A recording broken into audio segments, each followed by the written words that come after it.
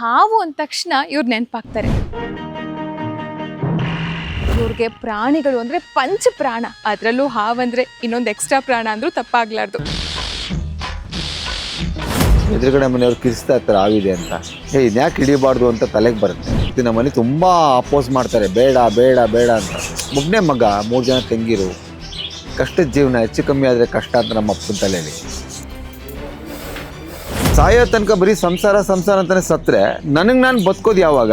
ನಾನು ಕಷ್ಟಪಟ್ಟೆ ನನ್ನ ಮಗ ಕಷ್ಟಪಡಬಾರ್ದು, ನನ್ನ ಮಗಳು ಕಷ್ಟಪಡ್ಬಾರ್ದು. It's a big crime. It is none of my business. I am retired but not tired. ಏನಮ್ಮ ಅಪ್ಪ ಜಿಪ್ನ ಒಂದು ಪೈಸಾ ಕೊಡಲ್ಲ ಖರ್ಚಿಗೆ ಅಂತಾನೆ. ಅವನಿಗೆ ನೋವು ಗೊತ್ತಿಲ್ಲ, ಅವ್ರಿಗೋಸ್ಕರ ತೆಗ್ದಿರ್ತಿದ್ದಾನೆ ಅಂತ ಗೊತ್ತಿಲ್ಲ. ನಾವೇನು ಇವನ್ನ ದೇವರು ಒಂದಿದ್ವು, ಐ ಆಮ್ ನಾಟ್ ಗಾಡ್ ಅಂತ ಹಾಕೊಂಡಿದ್ದಾನೆಲ್ಲ, ಜೊತೆಲಿರೋರೇ ಮಡಗೋದು ಅಂತ. ಸ್ನೇಹಿತರಿಂದ ಮೋಸ ಹೋದೆ.